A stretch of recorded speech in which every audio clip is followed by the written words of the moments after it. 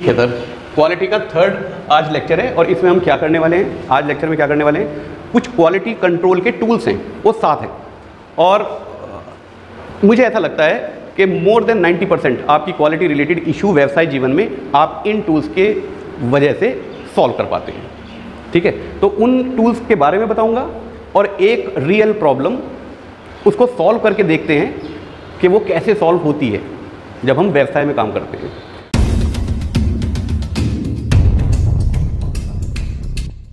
इसकी इकोनॉमिक्स समझ लो। सबसे पहले मान लीजिए हफ्ते में 50 डिफेक्ट आ रहे हैं, आप बना रहे हैं 500 पीस बना रहे हैं, उसमें से 50 डिफेक्ट आ रहे हैं मान लीजिए, तो कितने हो गए, 10% हो गए ना। बहुत बड़ा है, इतना तो ये तो गुनाह है हमारे यहाँ कि इतना ज़्यादा डिफेक्ट होने लगे। चलो मान लीजिए 5000 पीस हैं और 50 पीस डिफेक्ट आ रहे हैं, अब तो 1% हो गया ना। अब आपको लगता है 99% तो सही हो रहा है, 1% हमारा गलतियाँ हो रही हैं हमारे जॉब में। अगर एक पीस 10 किलो का भी हो तो 500 किलो हो गया ना एक हफ्ते में, एक महीने में 2 टन हो गया ना।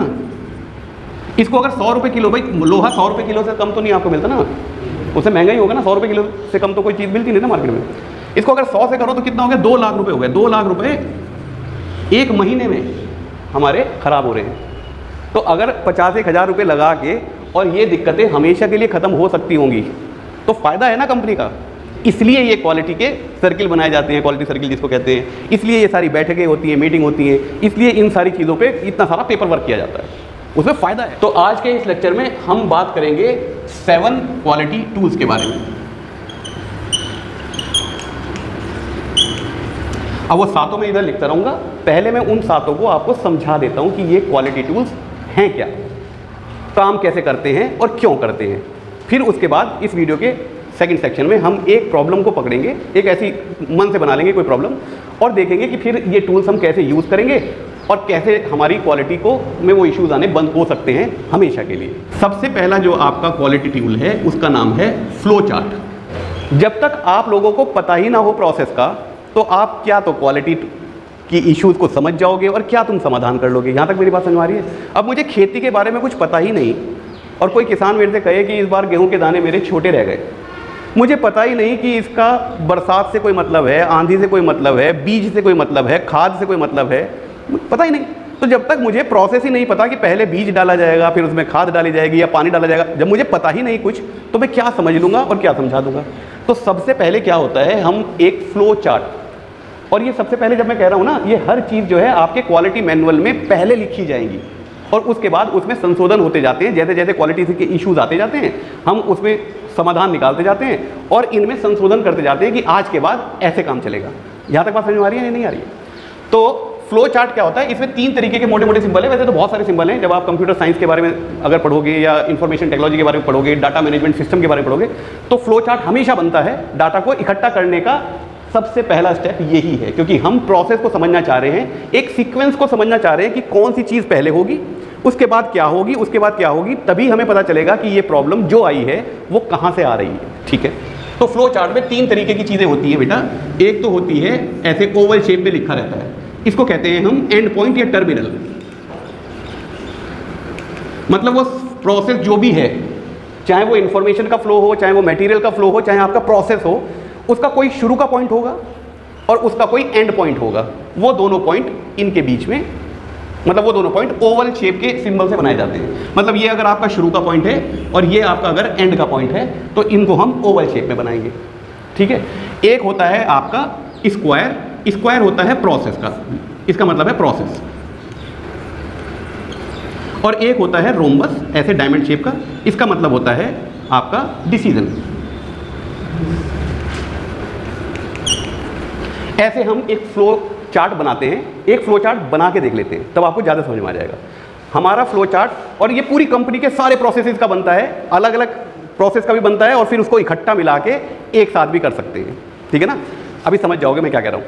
अगर कोई लोहे से सामान बनाना चाह रही है फैक्ट्री, तो सबसे पहले क्या होगा, लोहा खरीदा जाएगा।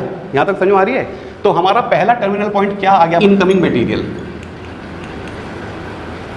ठीक है, उसके बाद ये क्या जाएगा, एक प्रोसेस आएगा, प्रोसेस में क्या है, इंस्पेक्शन। भाई जब आपके पास सामान आएगा तो आपको उसका इंस्पेक्शन करना पड़ेगा ना। हमने मंगाई तो थी 6 मीटर की प्लेट, आ गई 5 मीटर की प्लेट, तो हमारा तो जॉब निकल नहीं रहा है इसमें से। उसका साइज भी इंस्पेक्शन करना पड़ेगा, ग्रेड इंस्पेक्शन करना पड़ेगा। हमने मंगाई तो थी MS की या SS की प्लेट, आ गई MS की प्लेट, माइल्ड स्टील की प्लेट, तो ग्रेड तो नहीं तो बदल सकते ना आप, जो ड्राइंग में लिखा होगा वही तो। अरे आपका प्रेशर कुकर अगर एल्युमिनियम का बनना है तो एल्युमिनियम का बनेगा ना। अगर मटेरियल गलती से लोहा आ गया तो लोहे से थोड़ी प्रेशर कुकर बना दोगे आप, कौन खरीदेगा उसको? कस्टमर ही तो खरीदते ना आपके। तो वो तो चाह रहा था एल्युमिनियम का, हल्का होना चाहिए था, तुमने तो इतना भारी बना दिया उसको। तो मटेरियल का इंस्पेक्शन होगा। इंस्पेक्शन में क्या क्या हो सकता है मैं यहाँ पर लिख रहा हूँ। अलग अलग कंपनी में अलग अलग फॉर्मेट बनते हैं, मैं तो एक प्रोसेस समझाने की बात बता रहा हूँ आपको। मटेरियल आया, उसका इंस्पेक्शन किया, ये एक प्रोसेस है। इसमें आपका मटेरियल टेस्ट सर्टिफिकेट जिसमें ग्रेड लिखा होगा, साइज लिखा होगा, कितनी कार्बन की परसेंटेज है, कितनी फॉस्फोरस की परसेंटेज है, हर चीज़ आपको लिखी होगी। हर एक तरह के ग्रेड होते हैं, उस ग्रेड के स्टैंडर्ड के हिसाब से आपको चेक करना पड़ेगा हमारा मटेरियल सही आया है नहीं आया है। ये बात समझ में आ गई है नहीं आ गई?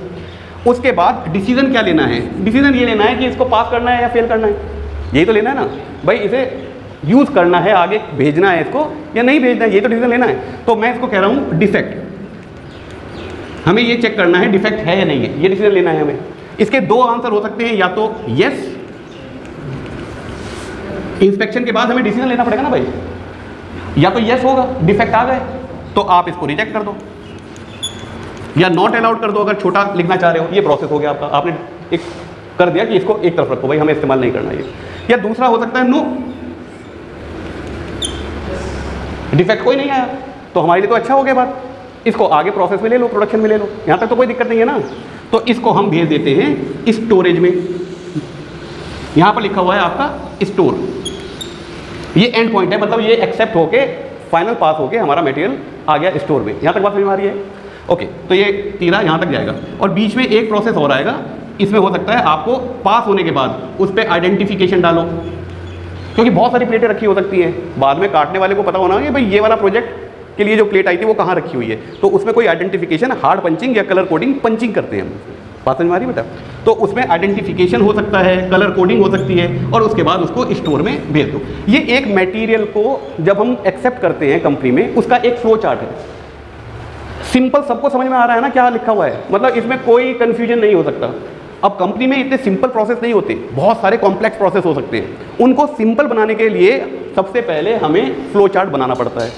इसका फ़ायदा क्या है? एक तो ये सिंपल बना देता है, सबको समझ में आने वाला बना देता है, और एक सीक्वेंस बता देता है कि पहले क्या करना है, फिर क्या करना है, फिर क्या करना है, फिर क्या करना है। बात समझ में आ रही है? ये बात समझ में आ गई? तो यहाँ से शुरू करते हैं। ये है आपका पहला क्वालिटी टूल। तो हर क्वालिटी डिपार्टमेंट या क्वालिटी से काम करने वाले लोग जहाँ पर क्वालिटी एश्योरेंस या QMS लागू हो चुका है, वहाँ पर इस टूल का प्रयोग हमेशा मिलेगा आपको। एक फ्लो चार्ट हमेशा मिलेगी, पता जाएगा पहले क्या चीज़ होगी, उसके बाद क्या होगा, उसके बाद कैसे होगा, क्यों होगा, क्या होगा, कैसे कहाँ होगा। ठीक है, बात समझ में आ रही है? इससे एक अंडरस्टैंडिंग समझ में आती है। पर अभी डेटा नहीं आया है। डेटा आया क्या? ये तो पता चल गया कि इसके बाद ये होगा, पर रिजेक्ट किस वजह से हुआ ये तो समझ में नहीं आई ना अभी आप तक बात। हमारे पास डेटा तो नहीं आया, कितना रिजेक्ट हो रहा है, कितना % पास हो रहा है, रिजेक्ट किस किस वजह से हो रहा है, प्रॉब्लम कहाँ कहाँ आ रही है, ये तो कुछ नहीं आया ना आपके पास। तो हमारे पास अगला एक टूल आता है चेक शीट। चेक का मतलब समझ रहे हो ना?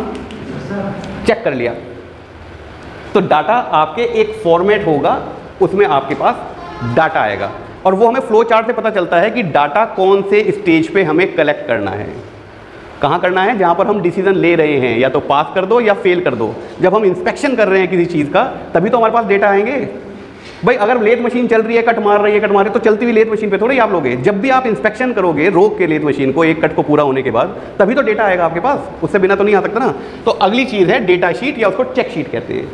जैसे पिछले फ्लो डायग्राम में हमने एक वो डायग्नल में बताया था ना डिफेक्ट, तो उस समय इंस्पेक्शन हो रहा होगा, कोई इंच टेप से नाप रहा होगा उसको, लंबाई, चौड़ाई, मोटाई, टेस्ट सर्टिफिकेट, उसमें क्या क्या लिखा हुआ है, कोई ना कोई कर रहा होगा ना उसको।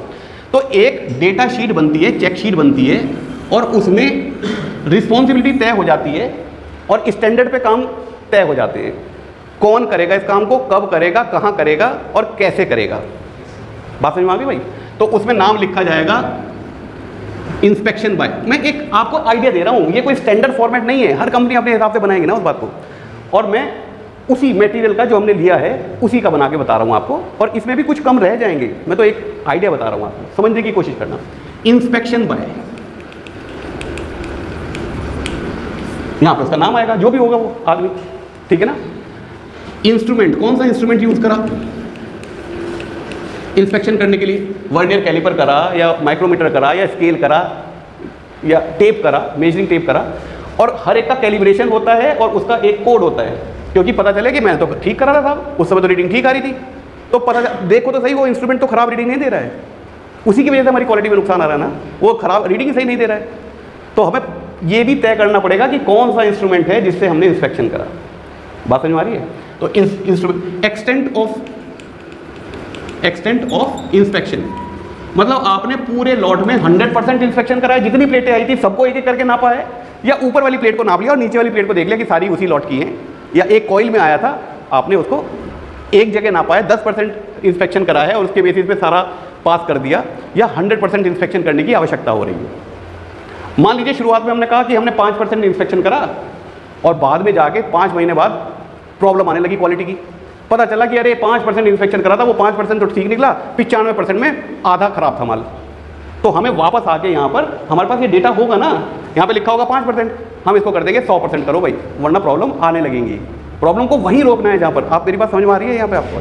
ठीक है। और उसके अलावा किस तरह की चीज़ें हो सकती हैं? मटेरियल का नाम, यहाँ पर एक चार्ट जैसी कोई चीज़ आप बना सकते हो ऐसे, मटेरियल का नाम, उसका मटेरियल टेस्ट सर्टिफिकेट, येस और नो, हाँ या ना, मटेरियल टेस्ट सर्टिफिकेट साथ आया है या नहीं आया है, आपको खाली टिक करना है।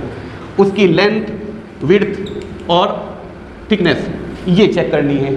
उसका ग्रेड चेक करना है, किस सप्लायर से आया है उस सप्लायर का नाम यहाँ लिखना है, डेट यहाँ लिखनी है। ऐसी बहुत सारी चीज़ें लिख सकते हैं। किस प्रोजेक्ट के लिए आया है भाई, किस प्रोजेक्ट के लिए हमने इसको मंगवाया है, तो 1 साल बाद उस प्रोजेक्ट में कोई दिक्कत आएगी तो हम यहाँ से सारे डेटा देख सकते हैं किस सप्लायर ने दिया था। तो अगर उस सप्लायर की बार बार कंप्लेंट आ रही है उससे मटेरियल खरीदने के बाद, तो वो सप्लायर हमारे सप्लायर की लिस्ट में से हट जाएगा, क्योंकि हमें अपनी क्वालिटी से मतलब है नहीं है। समझ में आ रही है? तो प्रोजेक्ट का नाम यहाँ पर आ सकता है और नीचे ऑथराइज सिग्नेटरी अपना साइन करेगा, तो उससे पूछा जाएगा क्वालिटी सर्किल में बुला के कि तू बता भाई ये क्या चीज़ थी। और ये हर इंस्पेक्शन हर इनकमिंग मटेरियल का होगा। समझ में आ रही है? तो एक बंदा ऐसा होगा जो ये भर रहा होगा, या बहुत सारे बंदे ऐसे होंगे जो ये भर रहे होंगे। ये डेटा हमेशा बनता रहना चाहिए हमारे उसमें। ये सिर्फ हार्ड कॉपी में नहीं बनेगा, इसके बाद कोई ना कोई स्टोर वाला इसको सॉफ्ट कॉपी में भी बनाएगा, क्योंकि इतनी मतलब जब मीटिंग होगी तो इतने सारे पन्नों को थोड़ी कोई देखा जाएगा, वो तो कंप्यूटर की मदद से एक्सेल शीट में या किसी ग्राफिकल रिप्रेजेंटेशन में उसको देखा जाएगा, अध्ययन करा जाएगा, ताकि जल्दी डिसीजन हो सके। तभी तो आपको कंप्यूटर भी सब सिखाया जा रहा है ना, नहीं सिखाया जा रहा भाई? कंप्यूटर भी तो तभी सिखाया जा रहा है, पता नहीं आपको क्या काम करना पड़ जाए। और अपना स्किल और अपना स्तर बढ़ाते चले जाओ ना। तुम क्यों खाली प्रोडक्शन में काम करना चाह रहे हो? अगर तुम क्वालिटी में काम करना चाह रहे हो तो अपने स्किल्स सारे बढ़ाओ, जानकारी तुम्हारे पास होगी। यहाँ तक बात ये समझ में आ गई बेटा? हाँ बेटा। मटेरियल का नाम, मान लीजिए आपने प्लेट खरीदी, एंगल खरीदा, चैनल खरीदा, उसका नाम तो लिखना पड़ेगा ना। फिर वो चैनल किस साइज़ का है वो भी तो लिखना पड़ेगा ना। ऐसे ऐसे बहुत सारे कॉलम हो सकते हैं, मैं तो सिर्फ एग्जांपल के तौर पे आपको ये बता रहा हूँ। ऐसे ऐसे बहुत सारे कॉलम हो सकते हैं। आपका जैसा मटेरियल, अब हो सकता है कोई मोटर बनाने वाला हो तो वो यहाँ पर तार लिखेगा, कवर लिखेगा, रोटर लिखेगा, पता नहीं क्या क्या लिखे, बैरिंग लिखेगा, शाफ्ट लिखेगा, पता नहीं क्या क्या लिखेगा ना, टर्मिनल बॉक्स के वो पेच लिखेगा। तो जो भी मटेरियल आ रहा है उसका इंस्पेक्शन होना है, तभी आपके पास डेटा मिलते हैं। डेटा आपके पास इंस्पेक्शन करने के बाद ही मिलेंगे, या तो ऑब्जर्वेशन कर रहे होंगे या इंस्पेक्शन कर रहे होंगे, तभी तो मिलेगा ना डेटा। तो वो डेटा हमारे पास होगा, यही हमारे लिए आधार बनता है उस प्रॉब्लम को सॉल्व करने का। क्योंकि प्रॉब्लम आएगी, एकदम नहीं आती प्रॉब्लम, एकदम तो पकड़ी जाती है। तुमने वो नज़रअंदाज कर दिया, जॉब बन गया, प्रॉब्लम आएगी 5 महीने बाद। फिर कैसे याद रहेगा कि उस दिन क्या हुआ था, कैसे हुआ था, क्यों ये प्रॉब्लम आ रही है? और अगर याद नहीं रहा तो तुम ऐसे सिस्टम कैसे बना सकते हो कि भविष्य में ये वाली प्रॉब्लम दोबारा ना आए? समझ में आ रही है नहीं आ रही मेरी बात? उसके लिए हमें ये डेटा बनाना पड़ता है, और ये महंगा नहीं करता इन चीज़ों को। इनफैक्ट ये आपके प्रॉफिट को और आपके रिजेक्शन, प्रॉफिट को बढ़ा देगा, रिजेक्शन को कम कर देगा। तो ओवरऑल आपके लिए फ़ायदे का काम होता है। यहाँ तक बात समझ में आ गई? तो वो अवधारणा जो है ना कि क्वालिटी से अगर काम करोगे तो आपका लागत बढ़ जाएगी। लागत बढ़ती नहीं है, लागत और कम हो जाती है। क्योंकि अभी मैंने आपको पहले बताया ना, 2 लाख रुपए का हर महीने हमारा लॉस हो रहा है। अगर 50,000 रुपये इसमें इन्वेस्टमेंट कर दें और 1.5 लाख रुपए बचा लें तो अकलमंदी नहीं कहलाई जाएगी क्या? उसमें हमारा प्रॉफिट मतलब लॉस थोड़ी, लागत थोड़ी बढ़ रही है, लागत कम हो रही है हमारे पे। इसमें नीचे रिमार्क भी लिखा होगा ना, रिमार्क, कि फाइनली आपने क्या डिसीजन लिया। हो सकता है आपने कहा कि नहीं इसको यूज़ नहीं करना है, हो सकता है आपने कहा इसको यूज़ कर लो, एक्सेप्ट कर लिया, हो सकता है आपने कहा यूज़ कर सकते हैं लेकिन पहले इसका लैब में एक बार दोबारा चेक करवाओ, मुझे शक हो रहा है। कुछ भी हो सकता है ना, तो यहाँ पर रिमार्क लिखने की भी जगह होगी जरूर होगी। फिर भी ये अलग अलग कंपनियों का अलग अलग बनता है, अपने प्रोसेस के हिसाब से बनता है, अपने फ्लो चार्ट के हिसाब से बनता है। समझ में आ गई बात यहाँ तक? ठीक है। अब प्रॉब्लम ये है कि हमारे पास डेटा तो आ गया, लेकिन जो क्वालिटी के इशू आ रहे हैं उनमें सबसे पहले किस डेटा पे काम करें, मतलब सबसे पहले किस पे फोकस करना है, ये इससे नहीं पता चला। ये तो एक बहुत सारा डेटा है, हर कागज़ में एक जैसी बहुत सारी अलग अलग दिनों की चीज़ें लिखी हुई हैं, पर क्वालिटी की जो प्रॉब्लम है उसे अगर सॉल्व करना है तो किस डेटा पे हमें काम करना है, सबसे पहले कौन सी प्रॉब्लम हमें सबसे पहले देखनी है। समझ में आ रही है? तब आता है हमारा तीसरे नंबर पे क्वालिटी टूल। ये स्टेप बाय स्टेप बता रहा हूँ आपको, ये सारे टूल एक साथ ही यूज़ करे जाते हैं, तब जाके हम क्वालिटी के किसी इशू को सॉल्व करते हैं। पेरेटो डायग्राम या पेरेटो चार्ट। अब हम ये देखना चाह रहे हैं, डेटा भी हमारे पास है, अब हम ये देखना चाह रहे हैं कि जो भी प्रॉब्लम है, क्वालिटी की प्रॉब्लम आई है, उनमें सबसे पहले किसे सॉल्व करना शुरू करें, सबसे पहले फोकस किस पे करें। तो हम एक पेरेटो चार्ट बनाते हैं, और ये एग्जाम में आता है, ये पेरेटो चार्ट 80-20 रूल पे काम करता है, और ये समझना आपको बहुत जरूरी है। 80-20 रूल क्या है? 80-20 रूल ये क्या कहते हैं कि 80% प्रॉब्लम जो है ना वो 20% कॉज की वजह से होती है। मतलब अगर आप थोड़े से कॉज को ठीक कर लो तो आपके 80% प्रॉब्लम का समाधान हो सकता है। ठीक है ना? तो उसके लिए हम क्या करते हैं, जो भी प्रॉब्लम आ रही हैं उनको घटते हुए क्रम में लगाते हैं। जैसे एक कंपनी में मान लीजिए बहुत सारे प्रोसेस हो सकते हैं किसी जॉब को बनाने में। इलेक्ट्रिक मोटर की बात कर लो, उसकी शाफ्ट की मशीनिंग भी होगी, बेरिंग की फिटिंग भी होगी, ऊपर पेंटिंग भी होगी, मटेरियल की वजह से भी कुछ प्रॉब्लम आ सकती है, मटेरियल गलत आ सकता है। तो बहुत सारे तरीकों के वो होती है, मतलब वेल्डिंग भी होगी उसकी कहीं ना कहीं। तो बहुत सारे कैटेगरी होती हैं हमारे प्रोसेस की। हम कह रहे हैं सबसे ज़्यादा जो प्रॉब्लम आ रही है वो फिटिंग की आ रही है। मतलब हमारे पास जो डेटा आए हैं, और ये डेटा कहाँ से आए, ये डेटा भी आपके चेक शीट से आए हैं। भाई फाइनल स्टेज पे इंस्पेक्शन हो रहा है ना, फाइनल स्टेज पे इंस्पेक्शन हो रहा है तो पता चला कि ना साहब इसमें ये वाला डिफेक्ट है, इसे वापस ठीक करो। तो वो भी आपके डेटा शीट से ही आ रहे हैं। और वो डेटा शीट कहाँ से आ रही है, वो फ्लो डायग्राम से ही आ रही है, क्योंकि वहाँ पर आपने इंस्पेक्शन का पॉइंट लगाया हुआ है, डिसीजन लेना है, वहाँ पर आपको इंस्पेक्शन करना है आपको। तो आपको इंस्पेक्शन से ही तो डेटा मिल रहे हैं ना सारे।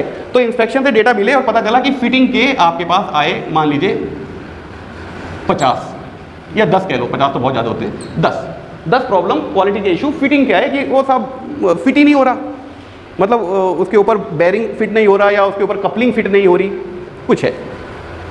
पता चला कि साहब 3 इश्यूज जो हैं वो आए अलाइनमेंट के, मतलब जो आपकी आउटपुट शाफ्ट है वो सीधी नहीं निकल रही, वो थोड़ी टेढ़ी है, ऐसे घूम रही है। हो सकता है ना, या आपका जो डब्बे का ढक्कन है वो बिल्कुल फिट नहीं बैठ रहा, जब उसमें पेज लगाते हैं तो जो टर्मिनल बॉक्स है उसका ढक्कन थोड़ा सा घूम रहा है, अलाइनमेंट के इश्यूज आ रहे हैं। ये आ रहे होंगे ना, मतलब इस तरीके की। और 2 इश्यूज आपके आए पेंटिंग के, मतलब उसके ऊपर जो पेंट है वो उतर रहा है मान लीजिए। एक इशू आया आपका ऑपरेशन का। एक एग्जांपल के तौर पे बता रहा हूँ। ऑपरेशन मतलब उसकी जब टेस्ट करी तो वो एम्पियर ज़्यादा ले रहा है, बहुत ज़्यादा ले रहा है, जितना लेना चाहिए उससे ज़्यादा एम्पियर ले रहा है। तो आप ये देख रहे हैं हमने इसको घटते हुए क्रम में लगाया है। सबसे पहले हम उसको लगाएंगे जो सबसे ज़्यादा प्रॉब्लम आ रही है। क्यों? 80-20 रूल की वजह से हम ये जान गए कि अगर इसको सॉल्व कर दूँ तो मेरी, आप देखो ना, आधे से ज़्यादा तो प्रॉब्लम इससे सॉल्व हो रही है। टोटल प्रॉब्लम कितनी आई थी? 13, 14, 15, 16 में से अगर मैं सिर्फ इसको सॉल्व कर देता हूँ तो मेरी 70% प्रॉब्लम तो सॉल्व हो रही है। और अगर मैं इन दोनों को सॉल्व कर देता हूँ तो 90% प्रॉब्लम सॉल्व हो रही है। वही है ये 80-20 रूल। हम सबसे पहले किस पर फोकस करेंगे? जो सबसे ज़्यादा प्रॉब्लम आ रही है। ये बात समझ में आ रही है ना? तो यहाँ पर वो क्वांटिटी लिखी रहती है 10, मान लीजिए 3 लिखा हुआ है, भाई ऐसे ही तो बनता है ना आपका डायग्राम। और इसमें साथ में एक ये भी बनता है आपका कम्युलेटिव फ्रीक्वेंसी, यहाँ पर परसेंटेज में लिखा रहता है। ये 100%, ये आपका जो भी होगा 67%, जो भी जैसे भी है। तो हमें ये पता चल जाता है कि जब ये सारी प्रॉब्लम सॉल्व हो जाएंगी तो हमारी 100% प्रॉब्लम सॉल्व होने लगती है। पेरेटो चार्ट क्या करता है? आपको ये बता देता है सबसे पहले किस पे ध्यान फोकस करना है। ठीक है ना? तो क्वालिटी इंप्रूव हो जाएगी 80% अगर आप सबसे बड़ी क्वालिटी इशू को सबसे पहले सॉल्व करेंगे। जब ये सॉल्व हो जाएगी तो बचे हमारे पास 6, 6 में से भी ये वाली प्रॉब्लम सबसे बड़ी है 3, आधे तो यही है, फिर इसको सॉल्व किया जाएगा। मैंने बताया था ना पिछली बार, एक प्रॉब्लम अगर सॉल्व हो गई फिर क्वालिटी सर्किल अगली प्रॉब्लम पे पहुंच जाता है कि अब इसका समाधान ढूंढो, ऐसे होता है। अब इससे अगले स्टेप पे बढ़ते हैं। हमारे पास फ्लो, हमें ये भी पता चल गया क्या क्या प्रोसेस कैसे कैसे हो रहा है, हमें ये भी पता चल गया कि कहाँ डेटा भी हमारे पास आ गया, हमारे पास ये भी समझ में आ गया कि सबसे पहले किस इशू पे ध्यान फोकस करना है। अब समस्या सबसे बड़ी ये आ गई, समाधान ढूंढना शुरू करना है ना, ये आ क्यों रहे हैं हमें ये नहीं पता चला। ये तो पता चल गया सबसे ज़्यादा इशू पेंटिंग के आ रहे हैं मान लीजिए, या आपकी फिटिंग के आ रहे हैं, पर ये आ क्यों रहे हैं।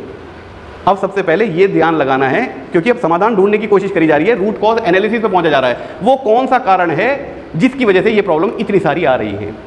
कॉज एंड इफेक्ट डायग्राम, इसको फिशबोन डायग्राम भी कहते हैं भाई। पेरेटो के लिए मैंने आपको क्या बताया था, 80-20 रूल पे काम करता है पेरेटो। इसमें कॉज एंड इफेक्ट डायग्राम में ये सवाल आ जाता है कि इसको और क्या कहा जाता है, या फिश बोन डायग्राम किसको कहा जाता है। वो कहा जाता है कॉज एंड इफेक्ट डायग्राम को, फिश बोन। और ये क्यों कहा जाता है ये भी बहुत आसान है समझना, ऐसा कोई मुश्किल नहीं है। तुमने कभी मछली खाई है? मैं तो कभी खाई नहीं मछली। मछली खाई है किसी ने? नहीं खाई? अच्छा, जब मछली को खा लिया जाता है पकने के बाद तो उसमें कांटे कांटे रह जाते हैं ना, कांटे कांटे। तो मछली कुछ आपको खाने के बाद कुछ ऐसी दिखती है बेचारी, उसमें ये कांटे कांटे रह जाते होंगे, ठीक है ना। इसको ये डायग्राम कुछ ऐसी शक्ल का आपके पास आने वाला है, तो इसको हम फिश बोन डायग्राम भी कहते हैं। इसमें कोई दिक्कत है? कभी एग्जाम में ये सवाल बहुत आ जाता है, तो घबराना मत, वो कॉज एंड इफेक्ट डायग्राम की बात कर रहे हैं। अब इसको कैसे बनाते हैं, इसको समझना बहुत आसान भी है और मजेदार भी है। यहां पर हमारी लिखी हुई है प्रॉब्लम।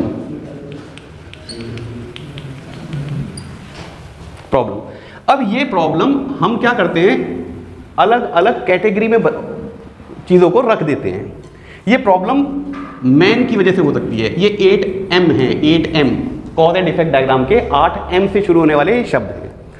इंसानों की वजह से वो प्रॉब्लम हो सकती है। हो सकता है फिटिंग की प्रॉब्लम ज़्यादा आ रही है, वो आदमी अनाड़ी है, ITI करके तो आया है लेकिन वो अनाड़ी है जिसने बना रखा है, तो आदमी की वजह से भी प्रॉब्लम आ सकती है ना। हो सकता है उसने ड्रिल का निशान गलत लगा दिया हो तो वो ड्रिल दाएं बाएं हो गया हो सकता है उसने ड्रिल का जो होल है वो बड़ा कर दिया हो तो पेच उसमें ढीला रह रहा हो इसलिए वो हिल रहा हो या टेढ़ा मेढ़ा हो रहा हो, कुछ भी हो सकता है, मैन की वजह से हो सकता है। ये वो कॉज हैं जो इस प्रॉब्लम को संभावित बढ़ा सकते हैं, ठीक है। और क्या हो सकता है, मशीन हो सकती है, मशीन हो सकती है, हो सकता है जो टूल आप इस्तेमाल कर रहे हैं, जो मशीन आप इस्तेमाल कर रहे हैं वही घिसी पिटी है, तो आपकी ड्रिल मशीन ही हिल रही है तो वो होल तो फिर बड़ा मारेगी ना। हो सकता है ये आपका मेंटेनेंस की वजह से हो, ठीक है। और हो सकता है ये आपके मेथड की वजह से हो,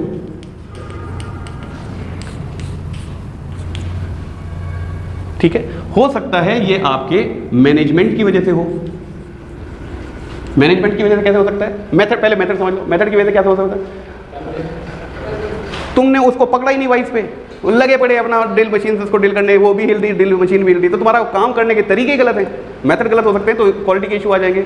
मैनेजमेंट कैसे आ जाता है, ऊपर से बॉस ने कहा ये सामान आज जाना है, मुझे नहीं पता कैसा, तुमने भी लो फिर कर दिया, तो मैनेजमेंट कभी कभी फोर्स कर देता है कि नहीं भाई इसको करना है, तो या आपके पास आपके लिए मैनेजमेंट ने वो सहूलियतें नहीं दे रखी, बल्ब भी नहीं जल रहा, बल्ब फ्यूज पड़ा है, तो ये जिम्मेदारी किसकी है, तुम अपनी तनख्वाह से थोड़ी अपने लिए बल्ब लेकर आओगे, मैनेजमेंट ने वो तरीके ही नहीं कर रखे आप लोगों के लिए, तो मैनेजमेंट भी इसका दोषी हो सकता है। मटेरियल जो कच्चा माल है, हो सकता है उसकी वजह से आपकी फिटिंग में प्रॉब्लम आ रही हो, वो इतना ब्रिटल है कि उसमें चूड़ियाँ कट ही नहीं रही हैं, आप चूड़ियाँ काट रहे हो तो वो टूट रहा है, चूड़ियाँ नहीं कट रही उसके अंदर, ब्रिटल होने पे ऐसा हो जाता है। अब आप ग्लास के अंदर चूड़ियाँ काटोगे तो चूड़ियाँ कट जाएंगी क्या, ड्रिल हो जाएगा क्या, क्रैक हो जाएगा। हो सकता है हमारा मटेरियल जो हमने लिया है वही गलत ले लिया हो, वो उस ग्रेड का ना हो जिसकी वजह से जिसका वो होना चाहिए था। ये बात समझ में आ रही है बेटा। और क्या हो सकता है, मदर नेचर, ये भी कॉज होते हैं प्रॉब्लम्स के, खास तौर से पेंटिंग वेंटिंग के कॉज होते हैं। जैसे आपको मैंने बताया मोटर में एम्पियर ज़्यादा ले रहे हैं, आपको शायद ये पता होगा, जैसे जैसे एम्बिएंट टेम्परेचर बढ़ता है आपका एम्पियर भी बढ़ने लगता है मोटर में, तो मदर नेचर मतलब पर्यावरण का भी क्वालिटी पे असर पड़ सकता है। मेजरमेंट, हो सकता है इंस्पेक्शन करते वक्त, मेजर करते वक्त हमने ही गलती कर दी हो, वो चीज़ें ठीक हो और हमें लग रहा हो कि वो गलत है, ऐसा भी हो सकता है। या फिटिंग करते वक्त, असेंबली करते वक्त, प्रोडक्शन करते वक्त हमने मेजर करने में ही दिक्कत कर दी, ड्राइंग का मेजरमेंट पढ़ने में ही दिक्कत कर दी, ऐसा भी तो हो सकता है ना। तो ये कुछ आपके कारण है, कॉजेज इसको कहते हैं, जिसकी वजह से ये प्रॉब्लम आ रही होगी। ये 8 कारण है। ये बात समझ में आ गई? अब हमें इन कॉजेज में से ढूंढना पड़ेगा कि हमारी फिटिंग में जो सबसे ज़्यादा प्रॉब्लम आ रही है वो इनमें से किस कॉज की वजह से सबसे ज़्यादा। एक हाइपोथेसिस बनानी पड़ेगी, एक हाइपोथेसिस बनानी पड़ेगी। तभी तो मैंने कहा था वो क्वालिटी सर्किल कैसे काम करता है। एक सॉल्यूशन ढूंढो, उसको लागू करो, उसका असर देखो। अगर असर ठीक नहीं आया तो फिर दूसरा कोई देखो, कॉज कोई और है, आप रूट कॉज पे नहीं पहुंच पाए हो, आप कहीं और पहुंच गए थे। जब तक ये प्रॉब्लम सॉल्व नहीं होगी हम यहाँ पर काम करते रहेंगे। ये आपके प्राइमरी कॉज हैं। इसमें सेकेंडरी कॉज भी हो सकते हैं बेटा, इसके साथ जुड़े हुए, हर एक के साथ जुड़े हुए सेकेंडरी कॉज भी हो सकते हैं। जैसे आदमी है, इसकी प्रॉब्लम है, ये प्राइमरी कॉज है। सेकेंडरी कॉज क्या हो सकता है? उसकी ट्रेनिंग सही नहीं है। टर्शरी कॉज भी हो सकता है। टर्शरी कॉज क्या हो सकता है? ट्रेनिंग का सर्टिफिकेट तो है लेकिन नकली है उसने ट्रेनिंग ढंग से करी नहीं है, सर्टिफाइड तो है लेकिन। तो ये कॉजेज सेकेंडरी टर्शरी भी हो सकते हैं, तीसरे स्तर के, दूसरे स्तर के भी हो सकते हैं, पर इसी कैटेगरी में रहेंगे बहरहाल। इसलिए मैंने कहा था कि कॉजेज को हम इन 8 कैटेगरीज में कर देते हैं और फिर एक संभावित कॉज तक पहुंचते हैं। एक हाइपोथेसिस लेते हैं कि शायद इसकी वजह से हो रहा होगा फिटिंग का। तो हो सकता है मेजरमेंट की वजह से हो रहा होगा। ऐसा लगता है कि हमने मेजरमेंट करने में गड़बड़ करी होगी, तभी तो असेंबली बाद में फिटिंग्स बाद में सही नहीं हो रही ना। अब मैं वो सारी की सारी डेटा शीट मंगवा लूँगा, चेक शीट। भाई किसने ये बना, जब ये बन रहा था, क्योंकि हर एक पे आइडेंटिफिकेशन लगा रहता है, जब ये वाली मोटर बनी तो उस स्टेज पे किसने मार्किंग चेक करी थी, किस इंस्ट्रूमेंट से मार्किंग चेक करी थी, बुला लो। तो या तो ये पता चले कि आदमी की वजह से दिक्कत है, या ये पता चले कि वो मेजरमेंट की वजह से दिक्कत है, या ये पता चले कि वो मेथड की वजह से दिक्कत है। जो भी है हमें पता चलेगा ना, चेक शीट से पता चलेगा। हम ये एक कॉज एंड इफेक्ट डायग्राम बनाते हैं ताकि हम अब इसका प्रॉब्लम का सॉल्यूशन करना शुरू कर सकें। और अभी तक हमने ये नहीं कहा कि इसकी वजह से यार ये तो बाद में पता चलेगा, ये तो आखिर में पीडीसीए साइकिल में आखिर में एक्ट के समय पता चलेगा कि हमें करना क्या है, ये सही हो गया या और प्रॉब्लम बिगड़ गई या जू की तू रही, ये तो बाद में पता चलेगा ना सर। तो अभी तो हम ये देख रहे हैं इस प्रॉब्लम का क्या सॉल्यूशन निकालना है। तो हमें सबसे पहले जितने भी संभावित उसके कारण थे उस प्रॉब्लम के, उनको देख लिया, उनमें से एक पे काम करना शुरू कर दिया। यहाँ तक ये बात समझ में आ गई? तो अब पता चला मेरे पास कि भाई मैन है वो आदमी है जिसके कारण ये प्रॉब्लम आ रही है, वरना हमारी मशीनें भी ठीक हैं, हमारे सारे इंस्ट्रूमेंट भी ठीक हैं, हमारे मेथड भी ठीक है, मैनेजमेंट भी बहुत अच्छा है, हमारा मटेरियल भी बिल्कुल सही है, सब कुछ ठीक है। आदमी की वजह से लग रहा है कि ये आदमी जो नया रखा है इसने ये मामला गड़बड़ करने शुरू करे हैं। ठीक है, अब अगली समस्या ये है मेरे पास, प्रॉब्लम क्या है मेरी? फिटिंग। जिस प्रॉब्लम की हम अभी बात कर रहे हैं वो फिटिंग है। ये एक राशि है, मुझे आदमी की ट्रेनिंग एक राशि है। ट्रेनिंग और फिटिंग के बीच में रिश्ता क्या है? ट्रेनिंग और फिटिंग के बीच में रिश्ता क्या है?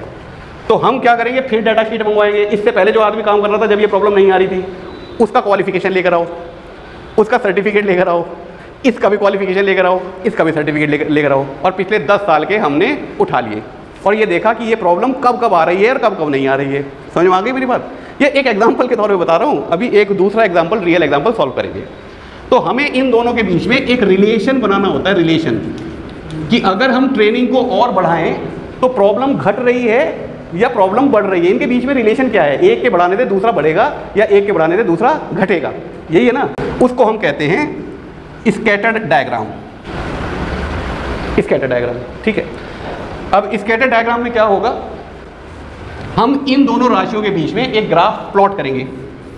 वो भी कंप्यूटर करेगा, आप नहीं करेंगे, तभी तो कंप्यूटर सिखाया जा रहा है कि भाई अगर ट्रेनिंग का लेवल था 10वीं पास तो प्रॉब्लम आ रही थी इतनी, मान लीजिए एक हफ्ते में 10 प्रॉब्लम आ रही थी। फिर हमने कर दिया उसको 12वीं पास तो प्रॉब्लम थोड़ी कम होती नज़र आ रही है। फिर हमने कर दिया इसको ITI पास तो प्रॉब्लम बहुत कम हो रही थी। जो ITI पास 3 साल पहले काम कर रहा था, ये फिर इसकी तनख्वाह ज़्यादा मांगने लगा, हमने 12वीं वाला रखा लड़का, लेकिन प्रॉब्लम बढ़ गई। तो ट्रेनिंग जैसे जैसे बढ़ रही है, मतलब क्वालिफिकेशन जैसे जैसे बढ़ रहा है, हमारी प्रॉब्लम कम हो रही है। तो हमें पता चल गया इनवर्स रिलेशन है। भाई या तो रिलेशन ऐसी होगी, इसको इनवर्स रिलेशन कहेंगे। इसमें क्या है, इधर बढ़ता जा रहा, इधर घटता जा रहा। भाई यहाँ पर ये इतना बड़ा था, ये छोटी सी चीज़ है, ये इतनी बड़ी चीज़ है। जब हमने इसको बढ़ाया, ये बढ़ने से ये घट गया, तो एक के बढ़ने से दूसरी राशि घट रही है। ये तो समझ में आ रहा है आपको ग्राफ से? इसको इनवर्स रिलेशन कहेंगे। और डायरेक्ट रिलेशन में कुछ ऐसा ग्राफ बनेगा आपका, और कभी कभी ऐसा ग्राफ भी बन जाता है कि कोई रिलेशन ही नहीं है, तो हमें समझ में आ जाता है कि ये कॉज नहीं हो सकता इसका। जब उसके बीच में कोई रिलेशन ही नहीं आ रहा तो वो कॉज नहीं हो सकता ना। फिर उसमें कॉज एंड इफेक्ट डायग्राम में किसी दूसरे कॉज को देखते हैं कि शायद ये है उसका कॉज। समझ में आ रही है नहीं आ रही है बात? हम कैसे सॉल्व करते जा रहे हैं उन चीज़ों को। तो हमारे पास स्कैटर डायग्राम आता है, और हमें पता चल जाता है कि इन दोनों के बीच में क्या रिलेशन है, यानी कि हमें ट्रेनिंग का लेवल बढ़ाना पड़ेगा अगर इस प्रॉब्लम को सॉल्व करना है। यहाँ पर ये बात समझ में आ गई थी साहब? अब हमें ये रिलेशन भी पता चल गया, लेकिन हमें अभी एक पैटर्न पता नहीं चला है। क्या नहीं पता चला? पैटर्न। और वो पैटर्न क्यों हमें चाहिए होता है वो बताऊंगा अभी। उसको हम कहते हैं हिस्टोग्राम। जब हमने एक कॉज को देख लिया और ये पता कर लिया कि इसके लिए इनमें ये रिलेशन है, मतलब इस कॉज को, इस प्रॉब्लम को अगर हटाना है तो इस वाले मुद्दे को हमें बढ़ाना पड़ेगा या घटाना पड़ेगा, जो भी उनके बीच में रिलेशन है, ये तो समझ में आ गई हमें बात। लेकिन अभी हमें पैटर्न समझ नहीं आया। पैटर्न मतलब इनके बढ़ने और घटने से किस तरीके का एक पैटर्न आता है कि ताकि हम ये तय कर सकें कि हमारा इसके बीच में रहना है मामला, प्रोसेस इन दो लिमिट के बीच में रहना है, वो आखिरी टूल है आपका। तो हम बनाते हैं हिस्टोग्राम। ये नाम आपने सुना होगा, स्टैटिस्टिक्स का बहुत मशहूर नाम है। इस तरीके के बार से हम चीज़ों को रिप्रेजेंट करते हैं, राशियों को, इसको हिस्टोग्राम कहते हैं, ठीक है ना। इसमें एक पैटर्न ये भी आता होगा, मतलब ये आप ऐसा समझो हफ्ते के दिन है, मंडे के दिन इतने डिफेक्ट है या प्रोसेस यहाँ चल रहा था, ट्यूसडे के दिन ये चल रहा था, ये कुछ भी राशि हो सकती है ना। तो आप देख रहे हैं जैसे जैसे हफ्ते के दिन आगे जा रहे हैं तो ये पैटर्न नीचे आ रहा है, फिर मंडे आएगा तो हो सकता है फिर ये पैटर्न रिपीट हो। तो जब डेटा को हम इस हिस्टोग्राम में लेकर आते हैं तो हमें एक पैटर्न समझ में आ जाता है। उस पैटर्न को समझे बिना आप लिमिट नहीं लगा सकते ना कहीं। फॉर एग्जाम्पल मैं आपको बता रहा हूँ, मान लीजिए आपके पास ऐसा कोई पैटर्न आ रहा है, ऐसा आमतौर पर रहता है। मैं कहता हूँ यार ये मुझे ये प्रोसेस चाहिए, मान लीजिए मेरा एवरेज यहाँ है, ये प्रोसेस मुझे यहाँ चाहिए, इसके आसपास जितनी भी चीज़ें हैं ये और ये, इसके अंदर अंदर का चीज़ मुझे चाहिए, यहाँ पर तो बहुत ज़्यादा दूर चला जाएगा मेरे एवरेज से। बात समझ में आ रही है? तो यही मेरे बन जाते हैं लोअर लिमिट और अपर लिमिट। तो हमारा 8वां और मतलब 7वां और आखिरी कंट्रोल चार्ट हमारे पास आ जाता है। कंट्रोल चार्ट क्या है? इस हिस्टोग्राम पे जो हमने लिमिट लगाई, हमें एक पैटर्न पता चल गया ना कि हमारे लिए यूजफुल चीज़ें यहाँ आ रही है, तो 80% हमने यूजफुल ले ली और 20% को बाहर रिजेक्शन में डाल दिया कि इस लिमिट के बाहर क्वालिटी में दिक्कतें आनी शुरू हो जाएंगी। ये बात समझ में आ रही है नहीं आ रही है? तो फिर हमने एक कंट्रोल चार्ट तय कर दिया, ये हमारी एवरेज है, ये हमारी लोअर लिमिट है, ये हमारी अपर लिमिट है, और सारे की सारी चीज़ें इसके अंदर अंदर रहें तो ठीक है, बाहर निकलेगी ये डिफेक्ट है, इसे रिजेक्ट कर दो, क्योंकि इसकी वजह से आगे वाली स्टेज पे प्रॉब्लम आ जाएगी। हमारा प्रोसेस इन दोनों लिमिट के बीच में रहना चाहिए। जैसे बेरिंग का साइज बनाते हुए हम टॉलरेंस देते हैं ना, अपर टॉलरेंस ये मान लो, लोअर टॉलरेंस ये मान लो, चेक करते रहो, अगर उससे बाहर जा रही है तो फिर बेरिंग को फिट करना मुश्किल हो जाएगा। बात समझ में आ रही है? तो हम उसको रिजेक्ट करना शुरू कर देते हैं। हमने एक लिमिट दे रखी है कि भाई 50 प्लस में 0.04 और माइनस में 0.25, ये लिमिट में हम काम कर सकते हैं। इससे कम होगा तो भी रिजेक्ट कर दो, अपर लिमिट से ऊपर होगा तो भी रिजेक्ट कर दो। ये हैं आपके वो 7 क्वालिटी टूल। और जब हम इस तरीके से किसी क्वालिटी की प्रॉब्लम्स को सॉल्व करते हैं, और अभी ऐसा नहीं कि बस के बाद चुप होकर बैठ गए, आप इसे फिर इम्प्लीमेंट करोगे, उसका असर देखोगे। अगर असर आपका फेवरेबल आ गया तो जहाँ जहाँ भी आपको ये जो कंट्रोल करने के लिए जहाँ जहाँ भी आपको चेक पॉइंट फ्लो डायग्राम में लगाने पड़ेंगे, वो फ्लो डायग्राम में भी चेंज होगा। आपको डिसीजन मतलब इंस्पेक्शन इसी स्टेज पे भी करो, ये भी चेक करो, आपको फ्लो डायग्राम में ऐड करना पड़ेगा। वो सारा क्वालिटी मैनुअल में ऐड होता चला जाएगा, और उसके बाद उस एक्ट करने पे उसको इंप्लीमेंट कर दो हमेशा के लिए। तय कर दो जिम्मेदारी कि ये चेक करे बिना आगे नहीं जाएगा सामान। तभी तो भूलोगे आप उस क्वालिटी वाले इशू को कि अब ये दोबारा नहीं आएगा, क्योंकि तुमने सिस्टम ऐसे बना दिए कि अब सिस्टम उस प्रॉब्लम को दोबारा नहीं आने देगा। कोई समस्या तो नहीं आ रही ना इसमें? अब सोचो, अगर इतने सारे नए नामों को और इसकी क्या क्या खूबियाँ होती हैं और क्या क्या इसकी बदसूरतियाँ होती हैं, अगर ये आपको रटना पड़ जाए तो बहुत प्रेशर आएगा ना इम्तिहान का। ये हमारी ज़िंदगी का हिस्सा बन जाना चाहिए। यही स्टेप होते हैं और मोर देन 90% आपकी प्रॉब्लम क्वालिटी की खत्म हो जाएंगी। और वो उस कंपनी के लिए इतने फ़ायदे की चीज़ हो जाती है कि क्योंकि आपने वो इम्प्लीमेंट करवा दिया, अब कोई भी आदमी उस सिस्टम से अलग नहीं जा सकता। अलग जाएगा तो नौकरी से लात खाएगा। बात समझ में आ गई नहीं आ गई? कभी कभी थर्ड पार्टी वाले को भी बुलाना पड़ता है कि हमें अपने आदमी, हो सकता है वो बेचारा डर के मारे छुपा ले, उससे कोई गलती हो जाए। थर्ड पार्टी बाहर से इंस्पेक्शन करने वाला आएगा, गलतियां आगे नहीं जानी चाहिए। तो हम चेक पॉइंट स्ट्रिक्ट करते चले जाते हैं कि यहाँ से आगे बहुत मुश्किल से गलतियाँ निकलेंगी, तो हमारी क्वालिटी इंप्रूव होती चली जाती है। फिर हमारे कस्टमर का भरोसा हम पे बढ़ता चला जाता है। स्ट्रक्चर बना रहे हैं, हमारे पास कोई ऑर्डर है बहुत बड़ा, 500 टन का स्ट्रक्चर बनाने, बहुत सारे स्ट्रक्चर है उसको बना रहे। और मान लीजिए हमारा फ्लो चार्ट ऐसा है मैं एक फ्लो चार्ट बना देता हूँ। सबसे पहले मटेरियल आएगा, ठीक है, मटेरियल का इंस्पेक्शन होगा, उसमें डिसीजन होगा डिफेक्ट है या नहीं है, वो मटेरियल पास हो के स्टोर में जाएगा, स्टोर वाले उसको इशू करेंगे प्रोडक्शन टीम को, उसके बाद उसकी कटिंग होगी साइज़ में, जिस जिस तरीके से लोहे को काटना है साइज़ में कटिंग होगी, साइज़ में कटिंग होगी, कटिंग, उस कटिंग के बाद हमने एक इंस्पेक्शन रख दिया, कहीं ऐसा ना हो कि गलत काट दिया हो और वो आखिर में पकड़ा जाए, साइज़ गलत बना दिया हो, इंस्पेक्शन रख दिया। उसके बाद फिर हमने यहाँ पर एक इंस्पेक्शन रिपोर्ट रख दी, मतलब ये डेटा शीट बन रही है ना आपकी, इधर पास करना है या फेल करना है, इंस्पेक्शन पास हुआ या फेल हुआ, पास हुआ तो ये आगे चलेगा, नहीं हुआ तो इसको यहीं रोक दो, दोबारा ठीक करो, जो भी करना है वो करो।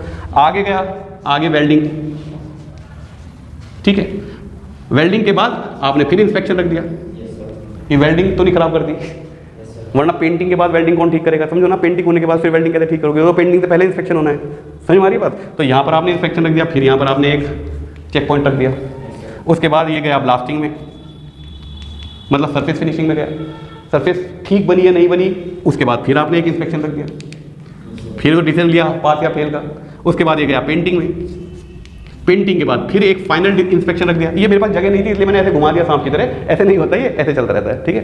तो यहाँ पर पेंटिंग में फिर आपने इंस्पेक्शन रख दिया और फिर फाइनल इंस्पेक्शन का डिसीजन लिया कि ये आगे कस्टमर पे जाएगा या नहीं जाएगा, समझ में आ रही बात। तो उसके बाद यहाँ पर फाइनली ये हो जाएगा डिस्पैच, ऐसे गोले में डिस्पैच, ये भी ओवल में, यहाँ से शुरू हुआ यहाँ खत्म हुआ और इसमें सारे तीरे ऐसे ऐसे लग रहे हैं, ऐसे ऐसे, ये फ्लो आपका चार्ट बन गया। जल्दी जल्दी मैं बना रहा हूँ, समझाने के लिए बता रहा हूँ। तो मेरा फ्लो चार्ट बन गया। डाटा शीट कहाँ कहाँ तैयार हो रही है मेरी, यहाँ तैयार हो रही है और यहाँ तैयार हो रही है, यहाँ तैयार हो रही है, यहाँ तैयार हो रही है, यहाँ तैयार हो रही है।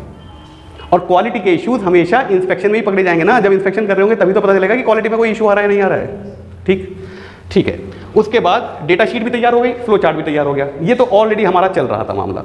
अब साहब पीछे से खबरें आई कि सर आपने जो ये 2000 पीस भेजे हैं इनमें से 10 में तो पेंटिंग की शिकायत आई है, ठीक है, 2 में साइज की शिकायत आई है और 1 में वेल्डिंग की शिकायत आई है। मान लीजिए इस तरीके के मेरे पास कस्टमर का फीडबैक आया 5 महीने बाद, सामान सारा चला गया, जब वो लगा रहे फिट कर रहे अपनी फैक्ट्री को खड़ा कर रहे हैं तो 5 महीने बाद आया कि साहब 10 का तो पेंट पील ऑफ हो गया, उतर गया, 2 के साइज छोटे या बड़े बनाए आपने, वो स्टैंडर्ड से बाहर जा रहे थे, मतलब थोड़ी बहुत टॉलरेंस तो होती है लेकिन उस टॉलरेंस से बाहर चले गए और वो हमें प्रॉब्लम आ रही है, यहाँ फिटिंग ठीक नहीं हो रही। और एक वेल्डिंग में भी पिन होल्स आए हैं या छोटे छोटे कोई डिफेक्ट है या बड़ा कोई डिफेक्ट आया, क्रैक हो गया, कुछ भी ऐसे आया। तो हमारे पास ये फीडबैक आया, क्वालिटी का इशू है। सबसे पहले मैं क्या बनाऊंगा, परेटो। और परेटो भाई मुझे ये बता रहे हैं, ये किसी के नाम पे ये है, परेटो कोई वो था जिसने ये बनाया होगा चार्ट, 80-20 रूल दिया होगा जिसने। तो इससे मुझे पता चल रहा है कि सबसे पहले मुझे यहाँ फोकस करना है, ये प्रॉब्लम ज़्यादा आ रही है। ज़्यादा प्रॉब्लम मतलब ज़्यादा कस्टमर बुरा मान रहा होगा ना, तो मुझे इस प्रॉब्लम को ऐसा करना है जो ये दोबारा ना आए। यहाँ तक बात समझ में आ रही है। तो मुझे फोकस कहाँ करना है, मान लीजिए यहाँ करना है। अब उस वाले डायग्राम पे आएंगे, अगले कहाँ पर आ गए हम, परेटो। अब कॉज एंड इफेक्ट डायग्राम पे आएंगे। मुझे ऐसा लगता है पेंट हो सकता है, पेंट का जो सप्लायर है मटेरियल उसने ही गलत पेंट दे दिया हो, पता नहीं उसमें कंटेमिनेशन होगा, डस्ट होगा, इस वजह से ये उतर रहा है। जो उसका एडहेसिव है, जिसको हम क्या कहते हैं, सॉल्वेंट कहते हैं उसको, मतलब पेंट के साथ एक चीज़ मिलाई जाती है एडहेसिव, तो हो सकता है वो सही ना हो, मतलब उसका कंपैटिबिलिटी सही ना हो रही हो सकता है हमने उसको मिलाया ना हो, अच्छी तरह मिक्सर ना करा हो, कुछ भी मेथड गलत हो रहा हो, कुछ भी हो सकता है मैनेजमेंट ने ये कहा हो कि अरे गीला है, सूखा है तो दूसरा कोट मार इसके ऊपर, तो उस वजह से वो प्रॉब्लम आ रही हो। फिर भी मुझे ऐसा लगता है कि हो सकता है ये एटमॉस्फेयर की वजह से होता है, क्योंकि आदमी भी वही है जो बहुत दिनों से काम कर रहा है, ऐसी प्रॉब्लम आती नहीं थी। लेकिन अभी कुछ दिन पहले बरसात आई थी ना बरसात, तो हो सकता है इस बरसात की वजह से कोई दिक्कत आ रही हो। तो मैंने डेटा शीट मंगवाई कि भाई ये वाला सामान, क्योंकि उस 10 पेंटिंग ऐसे नहीं आता कि 10 पेंटिंग इशू आए हैं, वो ये बताएंगे इस कॉलम नंबर में, इस बीम नंबर में पेंटिंग के इशू आए हैं, वो बीम नंबर कॉलम नंबर 7 बताएंगे हमें। तो हम अपनी डेटा शीट को निकालेंगे कि ये कब बना था, इस पे पेंटिंग किस दिन हुई थी। तो पेंटिंग के बाद हमने आपने देखा होगा हमने एक चेक पॉइंट रखा है ना, उसमें उस रिपोर्ट में सारी चीज़ें लिखी हुई हैं कि ह्यूमिडिटी कितनी थी, तापमान कितना था, ड्राई बल्ब पे टेम्परेचर कितना था उस समय जब हम पेंटिंग कर रहे थे, और वेट बल्ब टेम्परेचर कितना था। सारी चीज़ें किसने करा, कौन सी मशीन से करा, कौन सा पेंट इस्तेमाल हुआ, और इंस्पेक्शन करने वाले ने कैसे कैसे उसको किस किस मशीनों से चेक करा, सब चीज़ लिखी हुई है। उसके बाद भी प्रॉब्लम आ गई। तो हमने गौर करा कि जिस दिन ये सारी चीज़ें बन रही थी उससे एक दिन पहले बारिश आई थी। तो हमारे हवा में मॉइस्चर बहुत ज़्यादा है। तुमने देखा होगा पेंट में जहाँ से वो उखड़ना शुरू करता है पहले वहाँ से नमी आती है, नमी के बाद वो उसका फुई सी बन के उतरनी शुरू हो जाती है। पेंट की दुश्मन है नमी, ऐसे समझना आप, क्योंकि नमी जब गर्मी आएगी तो निकलेगी और अपने साथ साथ वो पेंट के एडहेसिवनेस को खराब कर देती है, तो फिर पेंट उखड़ने लगता है, पील ऑफ होने लगता है, पपड़ी बन के उतरने लगता है। ये बात समझ में आ रही है? तो हमें ये समझ में आ गया कि ये ह्यूमिडिटी की वजह से हुआ है।